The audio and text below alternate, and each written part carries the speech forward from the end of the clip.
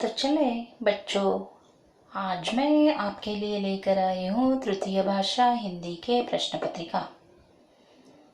तो पिछले साल में हुआ था ये प्रश्न पत्रिका, तो इसको आज हम क्या करेंगे, चर्चा करेंगे।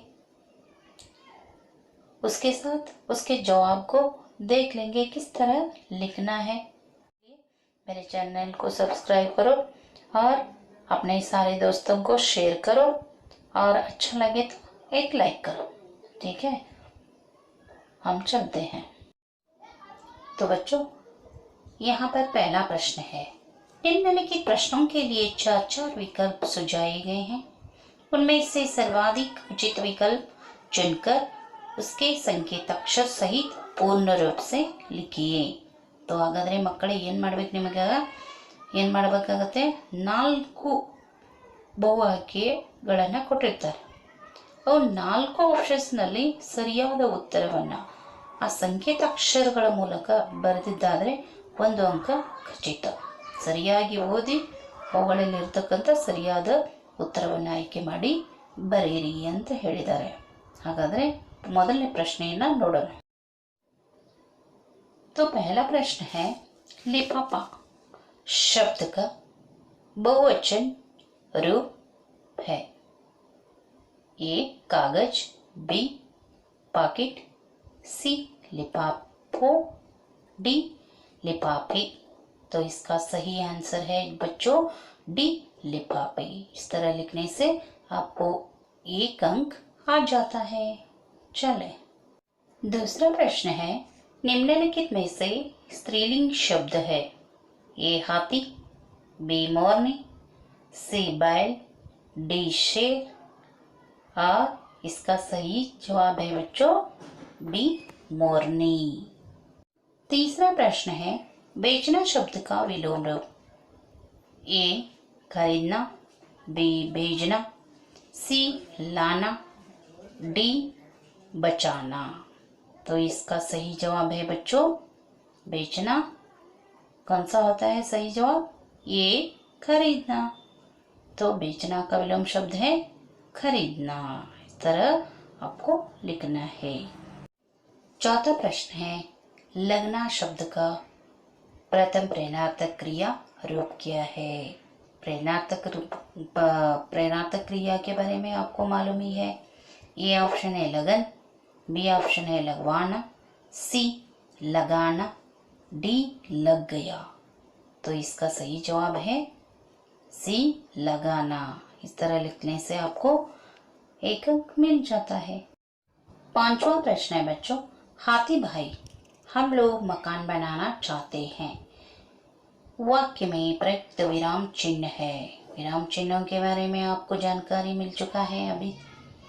और पहला ऑप्शन है विस्मयादिबोधक, दूसरा अल्पविराम, तीसरा प्रश्नवाचक, चौथा कोष्टक। तो यहाँ पर देखिए, हाथी भाई हम लोग मकान बनाना चाहते हैं। यहाँ पर 2 विराम चिन्ह है। पहला है अल्पविराम और दूसरा है पूर्ण विराम। हमारे ऑप्शन में तो पूर्ण विराम नहीं है, तो आपको क्या लिखना है, अल्पविराम लिखना है। दूसरा कौन सा है, बी अल्पविराम। नंबर 6 वाला प्रश्न है, निम्नलिखित में से द्वंद्व समास है। ऑप्शन ए राजवंश, बी जलप्रपात, सी दोपहर, डी देश विदेश। तो इनमें से द्वंद्व समास कौन सा है, कौन सा उदाहरण है? डी ऑप्शन वाला देश विदेश। ये तो द्वंद्व लगता है कि देश और विदेश में। ठीक है। नंबर 7वां प्रश्न है, अब्दुल कलाम जी का जन्म रामेश्वर डैश हुआ। रिक्त स्थान में सही कारक होगा। ये रिक्त स्थान जो है उनमें से सही कारक कौन सा बना सकते हैं, हम भर सकते हैं कि ये ऑप्शन से, बी की, सी में, डी का। आपको कारक चिन्हों के बारे में मालूम ही है। कर्ता ने कर्म को करण से संप्रदान को के लिए अपदान से संबंध का की के अधिकरण में पे पर संबोधन हे हो रहे। इस तरह आपको मालूम है, यहाँ पर आप लिख सकते हैं कि सी में। 8वां प्रश्न है बच्चों, परोपकार शब्द में संधि होगा। कौन सा संधि है परोपकार? ए गुण संधि, बी यन संधि, सी व्यंजन संधि और डी दीर्घ संधि। परोपकार, पर अधिक उपकार, परोपकार। यहाँ पर कौन सा संधि होता है? ऑप्शन ए गुण संधि। ठीक है, चलो अगले प्रश्न पर चलते हैं। अगला प्रश्न है बच्चों नंबर 2, निम्नलिखित प्रश्न प्रथम 2 शब्द के सूचित संबंधों के अनुरूप तीसरे शब्द का संबंधित शब्द लिखिए। अनुरूपता लिखना है, तो आपको क्या करना है, 1 और 2 एक होते हैं और तीसरे जो शब्द होते हैं उनको चौथा जुड़ाना है आपको। इस तरह लिखने से आपको इस तरह के प्रश्न 4 होते हैं। 4 अंक यहाँ पर आप हासिल कर सकते हैं। प्रश्न है हमारे अनुरूपता के। यहाँ पर प्रश्न दिया हुआ है, major Kumar colonel dash, colonel Kullar लिखना है। और उसके बाद प्रश्न है, रामानंद शास्त्री पक्षी लक्ष्मण शास्त्री। रामानंद शास्त्री किसका पुत्र है? लक्ष्मी पक्षी लक्ष्मण शास्त्री का पुत्र है। और अब्दुल कलाम किसका पुत्र है? जैनुलाब्दीन के पुत्र है। तो इस तरह आपको क्या करना है, अनुरूपता के रूप में लिखना है। अगला प्रश्न है, कश्मीरी से बेचने वाला बेईमान कैसा है? कश्मीरी से बेचने वाला बेईमान है। रेवड़ी बेचने वाला, यहाँ पर क्या लिखना है आपको? बेईमान का विलोम शब्द लिखना है, ईमान। इस तरह प्रश्न जो आपको लिखना है बच्चों। और उसके बाद एक अंतिम प्रश्न आता है, भोला बाला बालकृष्ण। भोला बाला कौन है? बालकृष्ण। चुगलखोर कौन है? बलराम। इस तरह अनुरूपता के बारे में लिखना है। तो चले अगले प्रश्न की ओर एक एक वाक्य में उत्तर लिखें। तो बच्चों तीसरा प्रश्न है, निम्नलिखित प्रश्नों के उत्तर एक एक वाक्य में लिखिए। ये तो 4 प्रश्न होते हैं और एक एक अंक नहीं 4 अंक होते हैं। ये तो सीधे साधे प्रश्न होते हैं। तो इस प्रश्न में पहला प्रश्न है, गाजर को खाने की मेज पर स्थान क्यों मिलने लगा है? तो इसका सही जवाब है बच्चों, गाजर में बहुत से विटामिन हैं, इसीलिए इसको मेज पर स्थान मिलने लगा है। तो इस तरह लिखने से आपको 1 अंक आराम से मिल जाता है। और एक प्रश्न है 1 अंक वाले, आज मनुष्य का यान कहाँ जा रहा है? तो इसका जवाब है बच्चों, गगन में जा रहा है। आज मनुष्य का यान गगन में जा रहा है। इस तरह लिखने से आपको पूरे के पूरे अंक मिल जाता है। अगला प्रश्न है, बसंत और प्रताप किसके घर में रहते थे? ये तो बसंत के पद सच्चाई के पाठ से है। इसका सही जवाब है, बीकू आहिर के घर में रहते थे। बस इतना लिखने से आपको 1 अंक आराम से मिल जाता है। चलो, और 1 अंक वाले अंतिम प्रश्न है, कवि भारत माता से क्या प्रार्थना करते हैं? इसका सही जवाब है, जग का रूप बदलने की प्रार्थना करते हैं। कवि मैथिली शरण गुप्त क्यों प्रार्थना कर रहे हैं? जग का रूप बदलने के लिए प्रार्थना कर रहे हैं। इस तरह लिखने से आपको नंबर 4 प्रश्न है, निम्नलिखित प्रश्नों के उत्तर 2-3 वाक्यों में पूर्ण कीजिए। तो पहले हम प्रश्नों को देखते हैं। पहला प्रश्न है, आशी अम्मा अब्दुल कलाम जी को खाने में क्या क्या देती थी? तो इसका जवाब है, चावल एवं सुगंधित स्वादिष्ट सांभर और घर का बना हुआ अचार और ताजी नारियल की चटनी देती थी। इस तरह 2 अंक के प्रश्न के लिए आपको लिखने से आराम से 2 अंक मिल जाता है। अगला प्रश्न है बच्चों, ईमानदारों के सम्मेलन से यह प्रश्न आता है, आयोजकों ने परसाई जी को निमंत्रण क्यों दिया? तो इसका सही जवाब है, परसाई जी देश के प्रसिद्ध ईमानदार थे। उनके आने से ईमानदार तथा उदीय ईमानदार को बड़ी प्रेरणा मिलेगी, इसीलिए उन्होंने निमंत्रण दिया था। इस तरह लिखना है। अगला प्रश्न है, बिचेंद्री पाल के परिवार का परिचय दीजिए। यहाँ पर लिखना है उनके माता पिता के नाम को। बिचेंद्री का जन्म एक साधारण भारतीय परिवार में हुआ। पिता किशन पाल सिंह और माता हंसा देही नेगी की 5 संतानों में से वह तीसरे संतान है। उनके बड़े भाई को पहाड़ों पर जाना अच्छा लगता था। इस तरह 2 या 3 वाक्यों में लिखने से आपको आराम से 2 अंक आ जाता है। अगला प्रश्न है, यशोदा कृष्ण को कैसे शांत करती है? ये तो सूरदास लिखी सूर शाम से लिए प्रश्न आ चुका है। तो इसका जवाब है, यशोदा समझाती है कि बलराम जन्म से ही दूध और चुगलखोर है। उसकी बातें मत सुनो। मैं गोमाता की कसम खाकर कहती हूँ कि तू मेरा ही पुत्र है और मैं ही तेरी माता हूँ। इस तरह यशोदा कृष्ण को शांत करती है।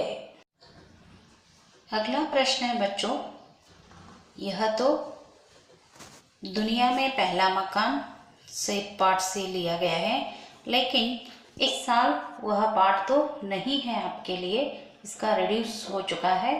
तो फिर भी हम देखेंगे कि भैंस के पंजर से दोस्तों को कैसी जानकारी मिली। इसका उत्तर है, पंजर के 4 पैरों के हड्डियों की तरह 4 मोटे लकड़ी के गोले जमीन में गाड़ना चाहिए। उन पर पतली और लंबी लकड़ियों से छप्पर का पंजर बनाना चाहिए। इस साल तो यह प्रश्न की जरूरत नहीं है, ಹಾಗಾದರೆ ಈ ಒಂದು ಪಾಠವನ್ನು ಕಡಿತಗೊಳಿಸಲಾಗಿದೆ, ಅದಕ್ಕಾಗಿ ಈ ಒಂದು ಪ್ರಶ್ನೆಯನ್ನು ನೋಡುವ ಅವಶ್ಯಕತೆ ಇಲ್ಲ ಮಕ್ಕಳೇ। अगला प्रश्न है, प्रकृति पर सर्वत्र विजयी पुरुष आसीन, इस पंक्ति का आशय क्या है? यह प्रश्न तो अभिनव मनुष्य कविता से लिया गया है। तो इसका सही जवाब है, आज मानव ने प्रकृति के अनेक तत्वों को अपने नियंत्रण में कर लिया है। वारी, विद्युत और भाप अपनी इच्छानुसार बदल सकता है। अपनी आज्ञानुसार पवन के ताप को भी बदल सकता है।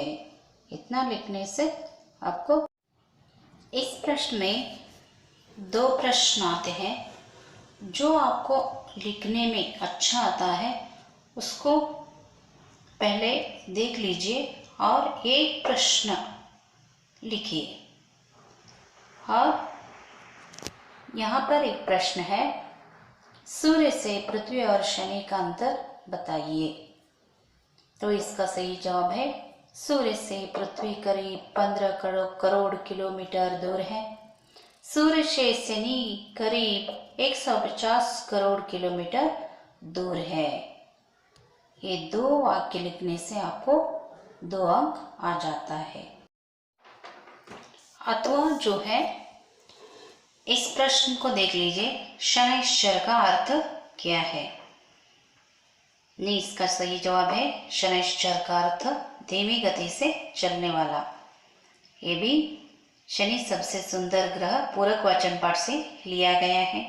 आकाश के गोले पर शनि ग्रह बहुत धीमी गति से चलता दिखाई देता है।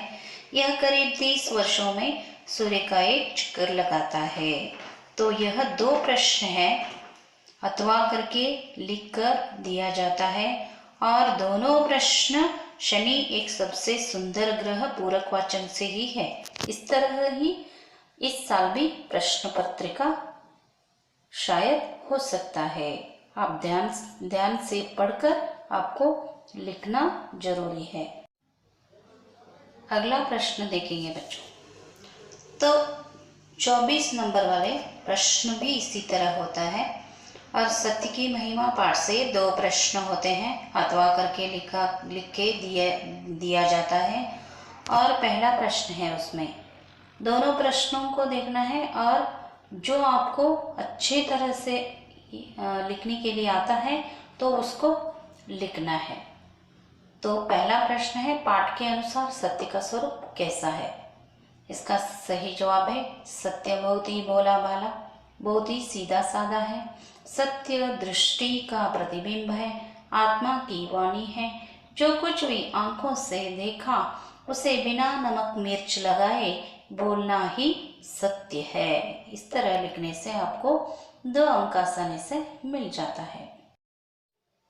दूसरा प्रश्न जो है, नागरिक के कर्तव्य, जो पूरक वाचन पाठ है उससे लिया गया है और इस साल तो वह रिलीज हो चुका है, इसीलिए आपको इसकी तैयारी करने की जरूरत नहीं है। तो अगले प्रश्न पर चल। अगला प्रश्न है नंबर 5वां प्रश्न, निम्नलिखित प्रश्नों के उत्तर 3-4 वाक्यों में लिखिए। तो एक एक करके इसमें 9 प्रश्न होते हैं और 3 अंक के होते हैं, एक एक करके देखेंगे हम। 3 अंक के प्रश्नों में से पहला प्रश्न, प्रतापराज किशोर जी के घर क्यों आया? बसंत के बदले में प्रताप क्यों आया, इस तरह पूछा गया है।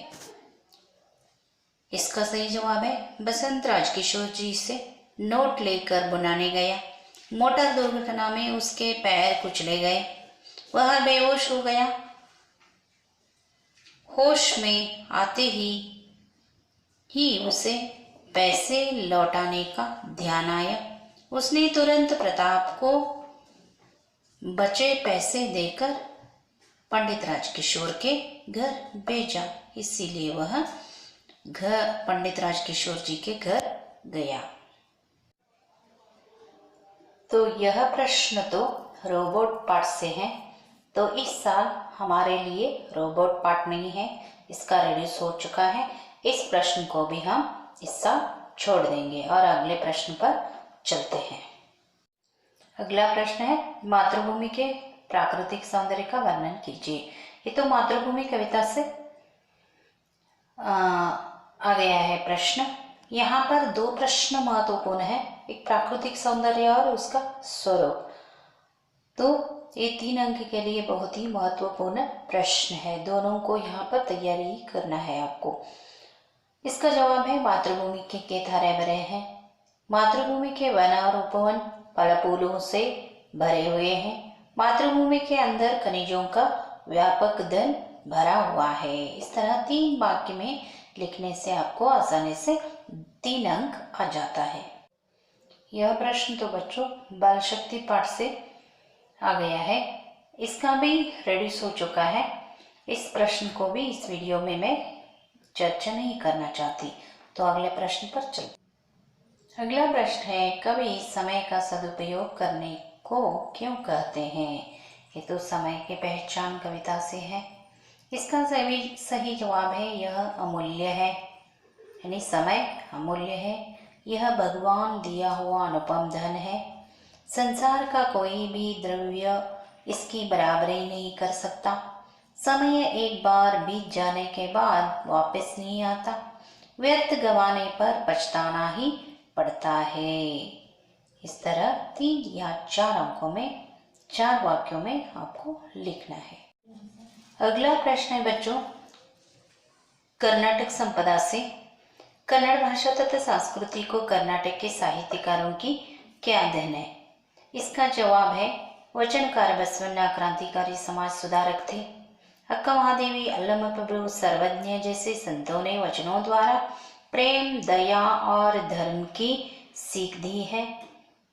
तीसरा इसका पॉइंट है, पुरंदरदास, कनकदास जैसे भक्त कवियों ने नीति सदाचार के गीत गाए हैं।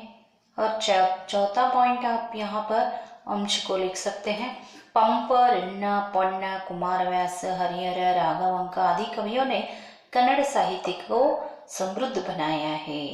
जिस तरह साहित्यकारों के बारे में 2-3 वाक्यों में या 3-4 वाक्यों में लिखने से आपको आराम से 3 अंक आ जाता है। अगला प्रश्न है बच्चों, दोहे का भावार्थ। तो हमारे तुलसी के दोहे में 5 दोहे हैं, उसमें से एक हमेशा आ ही जाता है और पहले आपको दोहा कंठस्थ करना है और उसके साथ उसके भावार्थ को भी याद में रखना है।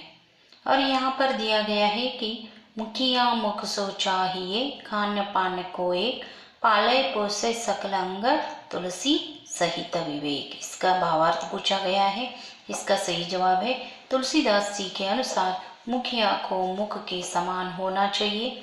मुंह जो भी खाता पीता है उससे शरीर के सारे अंगों का पालन पोषण करता है। मुखिया को भी विवेकवान होकर बिना भेदभाव के सभी सदस्यों को समान रूप से देखना चाहिए। इस तरह भावार्थ लिखने से आपको 3 अंक आसानी से आ जाता है। अगला प्रश्न है, गद्यांश अनुवाद कन्नड़ या अंग्रेजी में कीजिए। तो यहाँ पर 2 या 3 वाक्यों की एक गद्यांश होती है और उसको आपके मातृभाषा जो होती है कन्नड़ हो या अंग्रेजी में आप लिख सकते हैं। इसका सही जवाब है शनि ग्रह का सबसे बड़ा उपग्रह टाइटन है। यह हमारे चंद्रमा से भी बड़ा है। इसका व्यास 5150 ಕಿಲೋಮೀಟರ್ है। ಹಾಗಾದರೆ ಇದನ್ನು ಕನ್ನಡದಲ್ಲಿ ಹೇಗೆ ಬರಿಬಹುದು ಅಂತ ಹೇಳ್ಕೊಡ್ತೀನಿ ನೋಡಿ. ಟೈಟನ್ ಶನಿಗ್ರಹದ ಅತ್ಯಂತ ದೊಡ್ಡ ಉಪಗ್ರಹವಾಗಿದೆ. ಇದು ನಮ್ಮ ಚಂದ್ರನಿಗಿಂತಲೂ ದೊಡ್ಡದು. ಇದರ ವ್ಯಾಸವು 5150 ಕಿಲೋಮೀಟರ್ ಇದೆ. ಹಾಗಾದರೆ ಇಂಗ್ಲೀಷ್ನಲ್ಲಿ ಹೇಗೆ ಬರಿಬಹುದು ಅಂತ ಅದನ್ನು ಕೂಡ ಬರೆದಿದ್ದೀನಿ ನೋಡಿ. Tighten is the biggest natural satellite of the planet Saturn. It is the bigger than the moon. Its diameter is 5150 kilometre.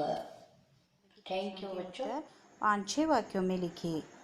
तो बच्चों 4 अंक के प्रश्न तो आपको मालूम है कि कविता कंठस्थ 4 अंक का एक दीर्घ उत्तर होता है और उसके साथ अपठित गद्य भी 4 अंक के होते हैं। तो इन 3 प्रश्नों को हम देख लेंगे। इस प्रश्न में 2 प्रश्न होते हैं तो अथवा करके देते हैं। तो इनमें से आपको एक ही प्रश्न या इस एक ही जवाब को लिखना है। जो आसानी से आता है उसको लिखना है। पहले प्रश्न को देख लेंगे बच्चों। गिल्लू के अंतिम दिनों का वर्णन कीजिए। तो इसका सही जवाब है गिलहरियों के जीवन की अवधि 2 वर्ष से अधिक नहीं होती। अतः गिल्लू की जीवन यात्रा का अंत आ ही गया। दिन भर उसने न कुछ खाया न बाहर गया। पंजे इतने ठंडे हो रहे थे कि मैंने जागकर हीटर जलाया और उसे उष्णता देने का प्रयास किया, परंतु प्रभात की प्रथम किरण के साथ ही वह चिरनिद्रा में सो गया। इस तरह महादेवी वर्मा लिखती है कि गिलहरी के अंतिम कितने दिन की अवधि होती है? 2 वर्ष की होती है और वह दिन भर कुछ न खाया और बाहर भी न गया। उसके पंजे तो इतने ठंडे हो रहे थे कि उसने क्या करती है महादेवी वर्मा जी, उठकर हीटर लगाती है, जागकर हीटर लगाती है और उसके साथ उष्णता देने की प्रयास करती है। इस तरह करने पर भी वह प्रभात की यानी सुबह की प्रथम किरणें जो होती है उस किरणों के साथ वह चिरनिद्रा में सो गया। इस तरह लिखना है बच्चों। इसी 4 अंक में और एक प्रश्न है गिल्लू के कार्यकलाप के बारे में लिखिए। तो इसका सही जवाब है बच्चों वह स्वयं हिलाकर अपने घर झूलता रहता था। वर्मा जी का ध्यान आकर्षित करने के लिए पैर तक आकर सर से पर्दे पर चढ़ जाता और उसी तेजी से उतरता। और तीसरा पॉइंट है कि बच्चों उन्हें चौंकाने के लिए कभी फूलदाना के फूलों में, कभी पर्दे के चुन्नट में छिप जाता। और अगला पॉइंट है, खाते समय थाली में एक एक चावल उठाकर बड़ी सफाई से खाता रहता। अस्वस्थता में सिरहने बैठकर नन्हे पंजों से सिर और बालों को हौले से सहलाता। और अंतिम पॉइंट्स को आपको लिखना है, खिड़की के रास्ते बाहर जाकर दिन भर गिलहरियों के झुंड का नेता बनकर डाल पर उछलता कूदता। इस तरह गिल्लू के कार्यकलाप के बारे में लिखना है। अगला प्रश्न है बच्चों, निम्नलिखित कवितांश पूर्ण कीजिए। तो इसका सही जवाब है, यह तो कोशिश करने वालों की कभी हार नहीं होती, इस कविता से लिया गया है। और इस कविता के कवि है सोहनलाल द्विवेदी जी। असफलता एक चुनौती है, इसे स्वीकार करो, क्या कमी रह गई देखो और सुधार करो। जब तक ना सफल हो नींद चैन को त्यागो तुम, संघर्ष का मैदान छोड़कर मत भागो तुम। इस तरह जो 4 लाइन को लिखने पर आपको 4 अंक मिल जाता है, आसानी से आप लिख सकते हैं। हमारा अगला प्रश्न है, निम्नलिखित गद्यांश को ध्यानपूर्वक पढ़कर नीचे दिए गए प्रश्न के उत्तर लिखिए। तो यहाँ पर गद्यांश को दे चुके हैं और इनमें से 4 प्रश्न हैं और उसको अच्छी तरह से ध्यानपूर्वक पढ़ना है और उसका सही जवाब लिखना है। यहाँ पर गद्यांश दे चुके हैं, इसको पहले मैं पढ़ती हूँ, आप सुन लीजिए और बाद में प्रश्न को देखेंगे। नागाओं का प्रमुख व्यवसाय कृषि है। अपने परिवार के लिए प्रत्येक नागा के पास काफ़ी मात्रा में भूमि होती है। भूमि की कमी पड़ने पर ये लोग स्वयं ही वनों को काटकर खेती योग्य भूमि बना लेते हैं। खेती में मुख्य रूप से आलू और धान उपजाए जाते हैं। इसके अतिरिक्त विभिन्न प्रकार के फल एवं साग सब्जी भी उगाए जाते हैं। खेती की नवीन विधियों का प्रचार भी अब इनमें होने लगा है। नागाओं का प्रधान भोजन चावल एवं मांस है। चावल से एक प्रकार की शराब बनाते हैं और उसे आनंद से पीते हैं, इसे अपोंग कहते हैं। गद्यांश में से पहला प्रश्न है, नागा लोग खेती योग्य भूमि कैसे बना लेते हैं। इसका सही जवाब है बच्चों, भूमि की कमी पड़ने पर ये लोग स्वयं ही वनों को काटकर खेती योग्य भूमि बना लेते हैं।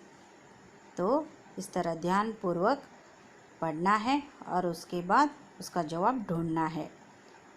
दूसरा प्रश्न है, नागा लोग खेतों में क्या क्या उगाते हैं। तो इसका सही जवाब है, नागा लोग खेतों में धान एवं आलू उगाते हैं, साथ ही विभिन्न प्रकार के फल एवं साग सब्जी भी उगाते हैं। और तीसरा प्रश्न को देखेंगे, चलो।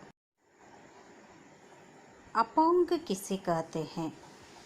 इस प्रश्न का सही जवाब है, ये चावल से एक प्रकार की शराब बनाते हैं और उसे आनंद से पीते हैं, इसे अपोंग कहते हैं। और चौथा प्रश्न है, नागाओं की कृषि पद्धति में क्या बदलाव हुए हैं। तो इसका सही जवाब है, खेती की नवीन विधियां का प्रचार भी अब इनमें होने लगा है। तो इस तरह 4 प्रश्न होते हैं और इसके 4 अंक भी आराम से आपको वहाँ देख के ही आप लिख सकते हैं और 4 अंक मिल जाता है। तो इस तरह हर एक प्रश्न पत्रिका में अलग अलग, ये तो अपठित गद्य अलग अलग होता है और उसको आपको देखना है, ठीक तरह से पढ़ना है। पढ़ने के बाद प्रश्नों को देखना है और उसके जवाब को ढूंढना है और लिखना है। अगला प्रश्न है बच्चों, दिए गए संकेत बिंदुओं के आधार पर 12 से 15 वाक्यों में किसी एक विषय के बारे में निबंध लिखिए। तो यहाँ पर 3 निबंध दिया गया है, तो एक को चुनकर आपको जो आधार बिंदु हैं उन पर आपको निबंध लिखना है। तो यह तो 4 अंक के प्रश्न है। पहला निबंध है बेरोजगारी। यहाँ पर 4 आधार बिंदु हैं। प्रस्तावना, बेरोजगारी के कारण, बेरोजगारी निवारण के उपाय और उपसंहार। जिस तरह बेरोजगारी क्या है, वह कैसा बढ़ गया, और देश में बेरोजगारी के परिस्थिति के बारे में और इसको कैसे मिटा सकते हैं, इसके लिए कुछ काम धंधों का आयोजन करना है। इस तरह आपको क्या करना है, बेरोजगारी में लिखना है। और अगला निबंध को देखेंगे बच्चों। दूसरा निबंध यहाँ पर दिया गया है कि स्वच्छ भारत, इसका मुख्य अंश है प्रस्तावना, स्वच्छता का महत्व, स्वच्छ परिसर से लाभ, स्वच्छता रखने के उपाय और अंत में उपसंहार। इस तरह 5 क्या दिए हैं, अंशों को, आधार बिंदुओं को दिए हैं। तो यहाँ पर प्रस्तावना में आपको क्या लिखना है बच्चों, स्वच्छ भारत, स्वच्छता रखने का उद्देश्य क्या है, हमारे भारत देश में स्वच्छता का महत्व और स्वच्छ परिसर से क्या लाभ, स्वच्छ रखने से क्या लाभ होता है, आरोग्य से या अपने हेल्थ पर क्या परिणाम होता है। इस तरह लाभ लिखना है। और स्वच्छता रखने का उपाय, कैसे स्वच्छ कैसे रह सकते हैं, वैयक्तिक स्वच्छ और जो भी अपने सामूहिक स्वच्छता जो होता है, उसके गांव की स्वच्छता और अपने देश की स्वच्छता, इस तरह लिखना है। और अंत में उपसंहार यानी जो स्वच्छता रखने के लिए क्या कर सकते हैं। तीसरा निबंध है बच्चों, जनसंख्या की समस्या। यहाँ पर आधार बिंदु ये दिया गया है कि प्रस्तावना, जनसंख्या वृद्धि के कारण और परिणाम तथा जनसंख्या नियंत्रण के उपाय और अंत में उपसंहार यानी जनसंख्या की समस्या हमारे देश में क्या है। प्रस्तावना में लिखना है कि जनसंख्या का अर्थ, किस तरह हमारे जनसंख्या हमारे सारे दुनिया में इसका हमारे देश का स्थान क्या है, और जनसंख्या वृद्धि के लिए क्या कारण हो सकता है, कौन कौन से कारण है वो भी लिखना है बच्चों। और उसके परिणाम, जनसंख्या कारण से क्या परिणाम हो रहा है हमारे देश में, यही भी लिखना है। और अंत में आपको क्या लिखना है, जनसंख्या के नियंत्रण के लिए उपाय, जो सुझाव दिए जाते हैं जनसंख्या नियंत्रण के लिए। और अंत में लिखना है कि उपसंहार, हमारे देश का स्थान क्या है और जनसंख्या की समस्या के बारे में इस तरह लिखकर आपको निबंध को समाप्त करना है। इस तरह लिखना है। और आगे चलते हैं पत्र लेखन पर। ಹಾಗಾದರೆ ಮಕ್ಕಳೇ, ಈ ಒಂದು ಮುಂದಿನ ಪ್ರಶ್ನೆ ಪತ್ರ ಲೇಖನವಾಗಿರ್ತದೆ. ಒಂದು ವೈಯಕ್ತಿಕ ಪತ್ರ, ಇನ್ನೊಂದು ವ್ಯಾವಹಾರಿಕ ಪತ್ರ.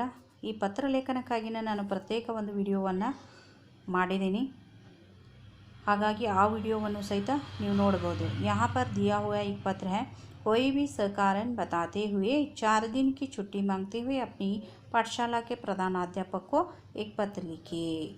और एक बार मैं बताने जा रही हूँ, ठीक तरह से सुन लीजिए। तो पहले आपको क्या करना है, प्रेषक के बारे में लिखना है। प्रेषक यानी जो पत्र लिखता है उसको प्रेषक बोलते हैं, आप समझ चुके हैं पिछले वीडियो में। तो यहाँ पर प्रेषक कौन है, अजय पाटिल, वह 10वीं कक्षा में पढ़ रहा है। उनका पाठशाला का नाम सरकारी प्रौढ़शाला मेकड़ी है। तो इस तरह उनके सारे पता लिखना है। और उसके बाद सेवा में नहीं, जिसको हम पत्र लिख रहे हैं, पत्र किसको लिख रहे हैं, लिख रहा है अजय पाटिल, प्रधानाध्यापक। कहाँ के, किस पाठशाला के प्रधानाध्यापक, सरकारी प्रौढ़शाला मेकड़ी के प्रधानाध्यापक। और इनको पत्र लिखना है।